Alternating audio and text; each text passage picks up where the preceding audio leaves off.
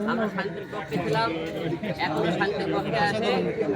আমি সবাইকে একটা কথা বলতে চাই। আর আমার কথা, আমাদের মাননীয় প্রধানমন্ত্রীর কাছে আমার একটা প্রশ্ন,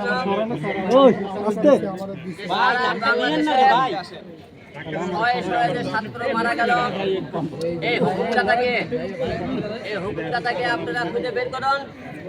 এই হুকুমদাতা যারা আমাদের এত ছাত্র মেরে ফেলে দিল, আমাদের বাংলাদেশে এত সম্পদ ধ্বংস করলো, এবং আমাদের আজকে ছাত্র আন্দোলনের মধ্যে বিভিন্ন রাজনৈতিক দল, বিভিন্ন লোক ঢুকে, ক্যাডার বাহিনী ঢুকে বিভিন্ন ছাত্রকে হত্যা করা হইতেছে।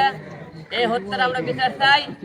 এই ধরনের হত্যা আমরা চাই না, দেশের শান্তি চাই। কারণ আপনারা একটা চিন্তা ভাবনা করবেন, আমাদের বাংলাদেশে আজকে যে সম্পদ ধ্বংস হয়েছে, এই সম্পূর্ণ আমাদের সম্পদ, আমাদের টাকা ধ্বংস হয়েছে।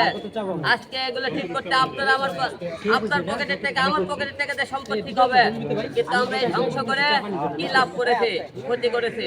তাই আমরা একটা কথা বলতে চাই, যে সমস্ত এখনো মাননীয় প্রধানমন্ত্রীকে একটা কথা বলবো, যে সমস্ত ছাত্রদের এখনো দাবি আছে মেনে নেন, তাদের সাথে বসুন। কারণ যত দেরি করবেন তত আপনার মায়ের বুক খালি হবে, দেশ মনে অচল হয়ে যাবে।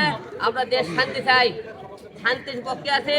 আমরা চাই না আর একটি মায়ের বুক খালি হোক, আর একটি গুলি কোনো ছাত্র বুকে, সাধারণ মানুষের বুকে পড়ুক, আমরা এরকম চাই না।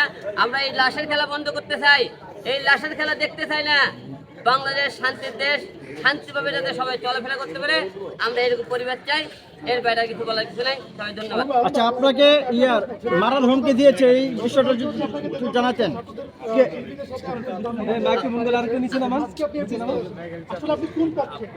এখন আপনারা সবাই জানেন আমরা শান্তির পক্ষে, আমরা সেখানে শান্তির পক্ষে আছি। এবং আপনারা সবাই জানেন গতকাল আমি ছাত্র আন্দোলনের সাথে ছিলাম, সেখানে কালকে কথা বলাতে, কালকে রাত 11টায় আমাকে মেরে ফেলে তার হুমকি দেয়। হিরো আলম কালকে রাত্রে ছাত্রদের পক্ষে কথা বলছেন কেন, ছাত্রদের পাশে কেন? কালকে রাত্রে 11টার দিকে কালকে আমাকে হুমকি দেয়, তারা মেরে ফেলে তার হুমকি দেয়। আমার কল রেকর্ড আছে, এবং সেই লোকের আমরা সব কিছু ঠিকানাও বের করেছি। এই হুকুমদাতা কি আমি জানি না, আমি আপনাকে কল রেকর্ড দেবো। কালকে আমি ছাত্রদের পক্ষে কথা বলেছিলাম দেখে তারা আমাকে মেরে ফেলে তার হুমকি দিয়েছে। আপনারা সবাই জানেন এরকম অনেকেই, আপনি এর আগে আমি কথা বলেছিলাম, সত্যর পথে আমাকে মেরে ফেলে তার হুমকি দেওয়া হয়েছিল, কিন্তু মারতে পারেনি।